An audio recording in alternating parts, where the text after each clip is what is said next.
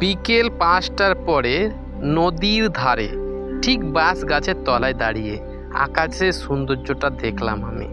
কি অসাধারণ, কি অপূর্ব! একেই বলে গ্রাম বাংলার দৃশ্য।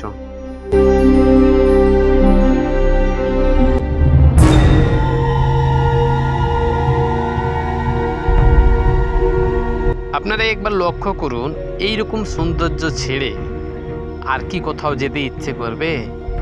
আমার তো মনে হয় না এইরকম সৌন্দর্য আর কোথাও দেখেছি।